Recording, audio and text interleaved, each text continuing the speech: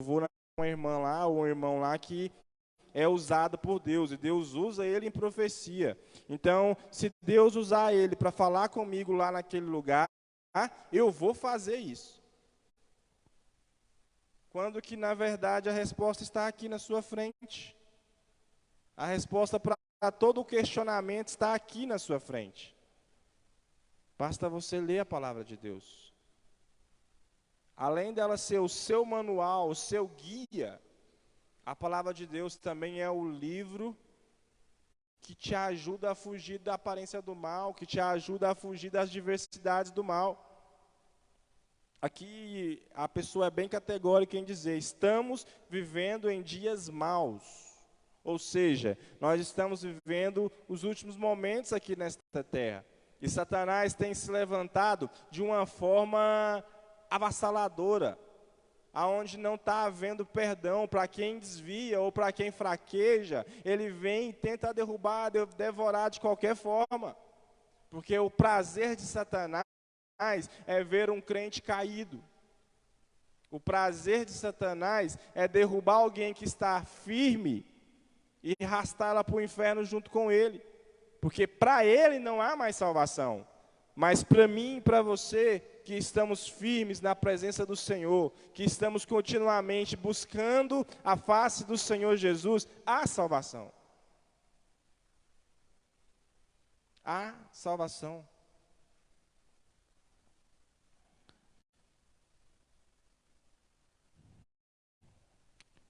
A Bíblia deve ser lida e estudada, levando-se em conta os seguintes aspectos. Ela permite meditar nas coisas de Deus.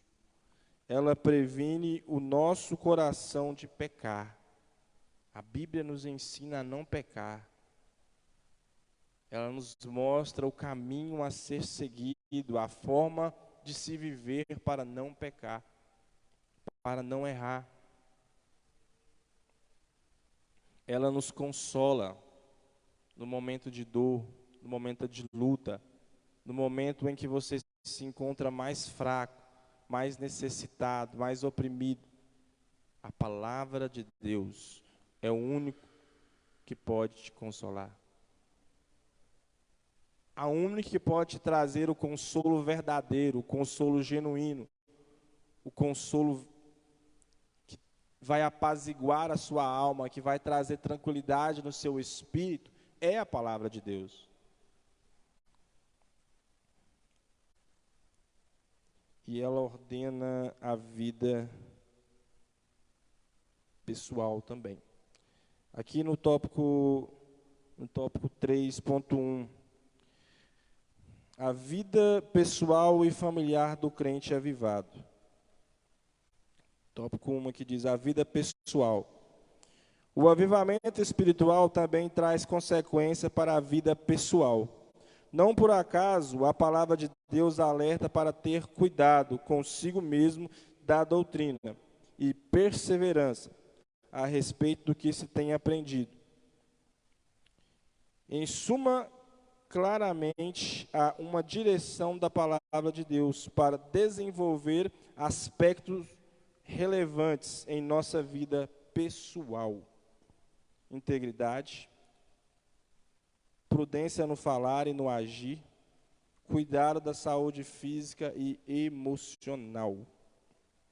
O avivamento nos traz estes aspectos. O avivamento pessoal, a experiência pessoal para com Deus, nos traz esses aspectos. Quais são eles? A integridade. O que é a integridade? É o caráter de uma pessoa. É o que a pessoa é no seu íntimo e no seu escondido. Uma pessoa íntegra. Aquelas pessoas de bom caráter.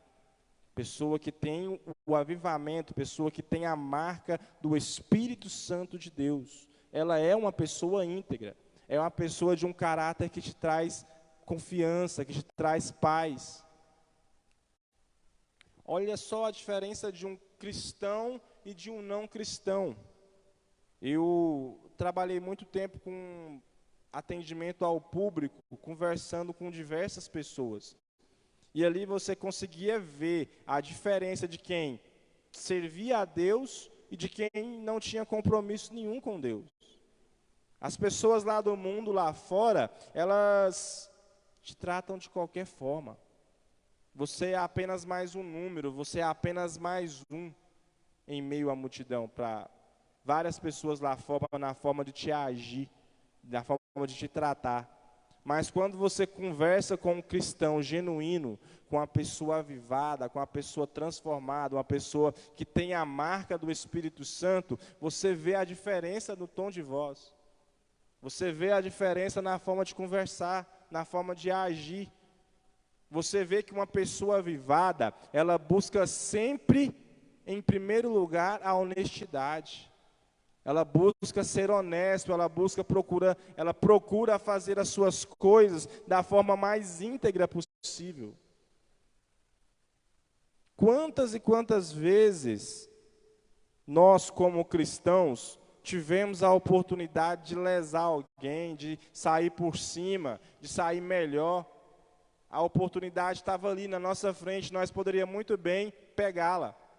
Mas nós, como cristãos verdadeiros, pessoas que oram e buscam a palavra do Senhor, nós sabíamos que aquilo não era certo, que não era aquilo que Deus queria que nós fizéssemos. E nós preferimos perder do que ganhar de forma errada. Essa é a diferença do cristão verdadeiro.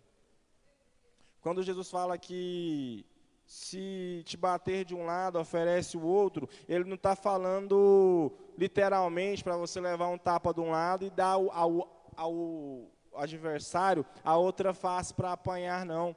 Ele está te dizendo o seguinte: se você perdeu aqui, se você abriu mão aqui, teve um prejuízo aqui, por conta do amor a Deus, por conta do amor à obra, por conta de obedecer a palavra do Senhor, a sua recompensa vem dele.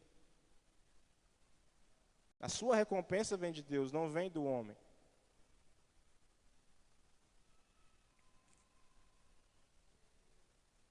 Integridade. O segundo é prudência no falar e no agir.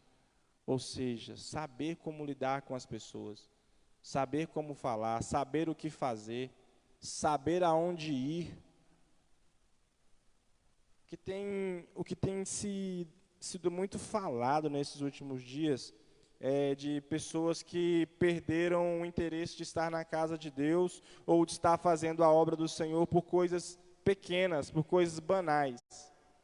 A palavra do Senhor ela é bem clara, onde diz: fugir da aparência do mal. A palavra do Senhor ela não está te dizendo para você encontrar o mal e ali depois que você encontrar o mal, você sair do mal, não. Ela está te dizendo assim: se você sabe que ali é um mal, desvia a rota. Sai daquele caminho ali. Se aquele caminho ali é perverso, se aquele caminho ali é um caminho torto, é um caminho ruim, sai daquele caminho. É fato que viver a forma que o mundo vive é muito fácil e, de certa forma, até prazeroso. Por que é fácil e prazeroso? Porque ele não te exige sacrifício. O mundo lá fora não te exige sacrifício, pelo contrário, o mundo lá fora ele faz é te dar as oportunidades de mão beijada. Enquanto que para servir a Deus, para estar na casa do Senhor, é necessário um sacrifício. A princípio, olha o sacrifício que você fez em acordar cedo e estar na casa do Senhor esta manhã. Você fez um sacrifício. Você fez uma escolha. Você escolheu estar aqui esta manhã. Muitas pessoas tiveram a mesma oportunidade que você de fazer a escolha, mas preferiu a outra escolha, a de não vir. Por isso que servir a Deus não é fácil. Mas servir a Deus é prazeroso também. Um crente avivado, um crente inteiramente avivado pela presença de Deus, ele não mede esforços para estar na casa de Deus.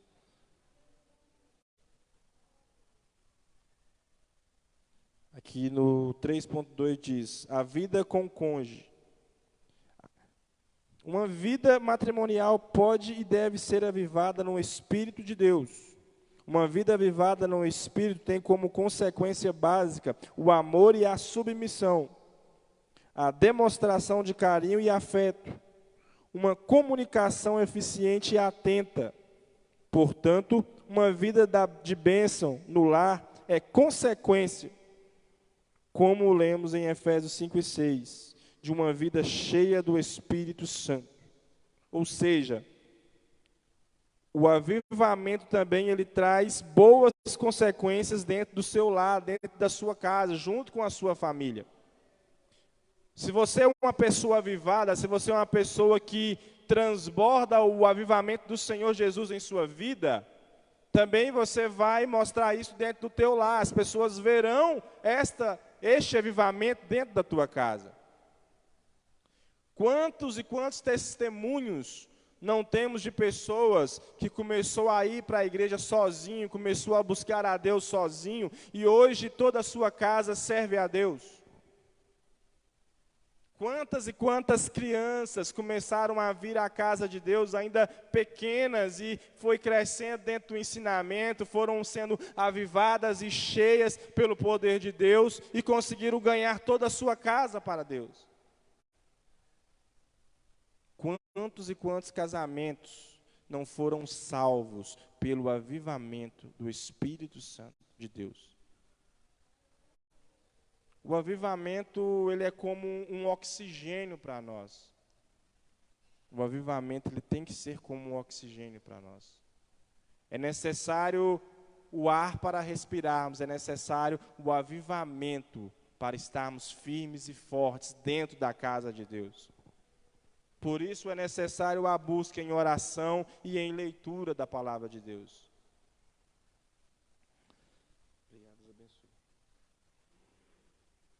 Aqui pulando um pouco, no 3.4 diz assim: os efeitos do avivamento na vida pessoal. O crente avivado é alegre. A alegria do Senhor produz fortalecimento espiritual no interior do crente fiel, em todas as situações da vida. Por isso ele é forte, semelhantemente a Sadraque, Mesaque e Abednego e Daniel. O crente avivado não teme a morte. E, finalmente, o crente avivado é santo, uma condição indispensável para ver Deus, pois sem santificação ninguém verá o Senhor. Olha só a diferença de um crente avivado. Um crente avivado, ele tem alegria, ele tem prazer nas coisas do Senhor.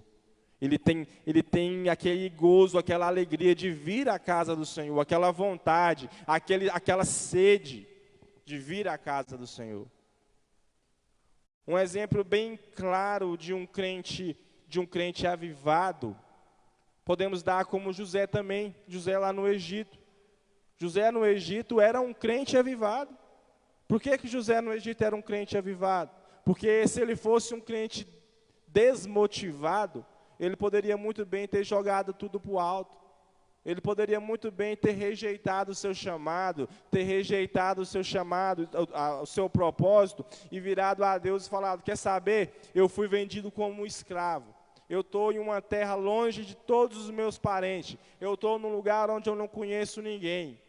E quando eu comecei a ser honrado aqui neste lugar, mesmo longe de tudo e todos, ainda fui jogado dentro do cárcere. Fui colocado dentro de uma prisão. Mas ali ele entendeu que o chamado, que o propósito era muito maior do que aquilo que ele estava vivendo. E aquilo trouxe a ele um avivamento, uma alegria de fazer tudo como se fosse para Deus. Uma alegria de cotidianamente, dia a dia, estar fazendo sempre o seu melhor. Um crente avivado, diariamente ele dá o seu melhor, como se fosse para Deus. Ele faz tudo como se fosse para Deus. Ele sabe que a única recompensa